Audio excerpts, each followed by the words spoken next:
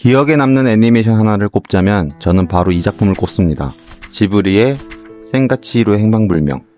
벌써 20몇 년 전 작품이지만 지금 다시 봐도 질리지 않고 예나 지금이나 절찬받고 있는 애니메이션인데요. 안녕하세요. 잊혀졌던 기억을 다시 생각날 수 있도록 전해드리는 안고 놀이터입니다.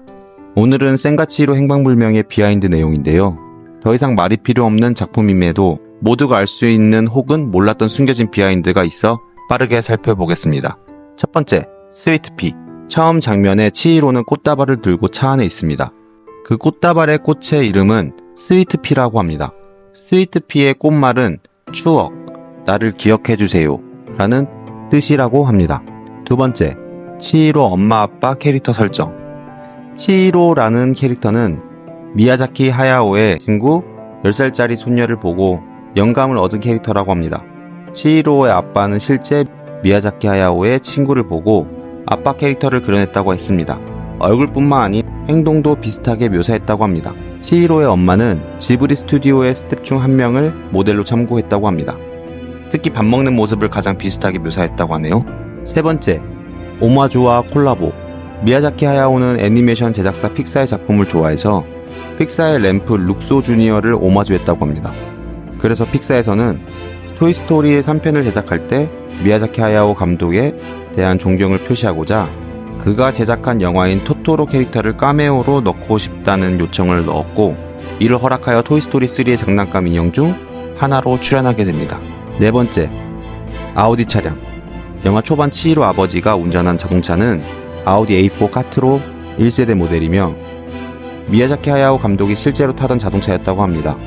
만화에서 워낙 자동차가 자세하게 표현되니 PPL이라는 이야기도 있었는데요. 한 가지 확실한 건 지브리 사운드 팀이 실제 자동차 소리를 녹음을 하고 극중에 삽입해 이를 자세하게 묘사했다고 하네요. 다섯 번째, 자전거. 보물신을 목욕물로 씻기는 장면은 미야자키 하야오가 강 청소를 하는 작업에 참여했을 때 겪었던 실화를 바탕으로 제작했다고 합니다. 당시 강에 버려진 쓰레기 중에 폐자전거도 있었다고 하네요. 여섯 번째, 하쿠의 용의 이빨. 치히로가 용이 된 하쿠의 입을 억지로 벌려 약을 먹이는 장면을 실감나게 그리기 위해 미야자키 감독과 애니메이터들은 수의사가 병든 강아지 턱을 벌려 치료하는 과정을 관찰했다고 합니다. 일곱 번째, 애니메이션 최초로 아카데미상. 2002년에는 애니메이션 최초로 베를린 영화제의 황금곰상을 수상했고 제75회 아카데미 시상식에서는 장편 애니메이션 작품상을 수상했습니다. 그 외에도 2016년 BBC가 선정한 21세기 최고의 영화 100편에도 뽑혔으며 2000년대 최고로 많이 언급된 영화 7위로 선정되기도 했습니다.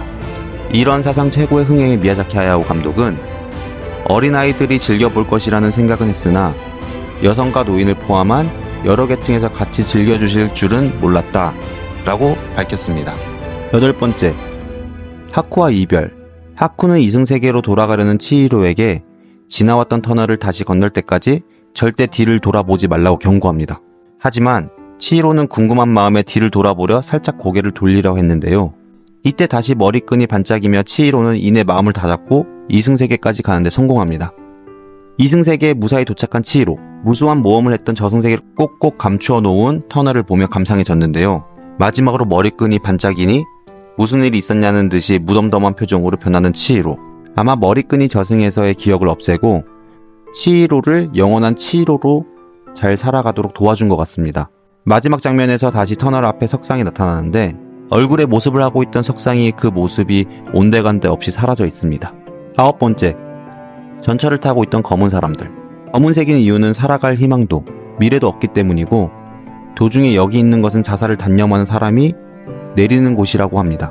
전철이 편도밖에 없는 이유가 그것 때문입니다. 전철은 자살을 하는 사람이 저 세상 가기 위해 타는 것. 참고로 사가미 철도와 오다큐 전철에서 모티브가 되었다고 하네요. 열 번째, 센과 치히로 작품에서 세츠코?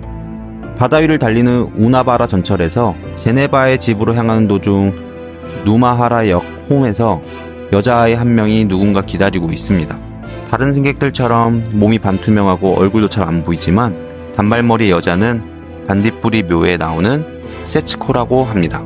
작품의 시간대가 수십 년이 차이 나고 세츠코와 이 소녀의 나이대와 인상차기가 상당히 달라 보여 그저 같은 지브리 작품의 옛 영화 흔적을 찾는 괴담이라고 할 수 있으나 이 계담대로 보자면 치히로가 탄 기차는 저승행 기차라는 상상도 가능합니다. 그 증거로는 신들이 찾는 온천과 달리 기차에 탄 승객들은 그림자이지만 인간 형태를 띈다는 것이고 다들 각자의 목적지가 있는 듯 움직이는데 이 기차는 왕복이 없는 기차로 다시 되돌아갈 수 없는 기차이기 때문입니다. 그리고 세츠코라고 생각되는 그림자가 서 있는 곳은 세이타가 죽은 역과 연결되는 공간이며 그곳에서 기다리는 세츠코가 결국 죽은 세이타와 만나 저승행 기차를 올라탄다는 추측이 있습니다. 11번째, 가오나시 초기 구상 모습은 완전히 다른 모습이었다. 가오나시는 당초부터 중요한 역할이었던 것이 아니었습니다.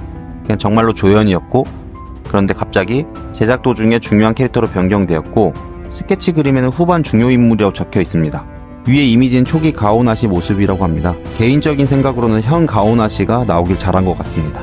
12번째, 드래곤볼. 유바바가 가오나시에게 에너지탄을 쏘는 씬이 있는데 그 씬을 보고 드래곤볼 에너지파 같아 라고 생각한 사람도 있지 않을까? 애초에 그렇게 생각하는 것이 당연합니다. 실은 미야자키 하야오 콘티에 드래곤볼 풍이라고 적혀 있습니다.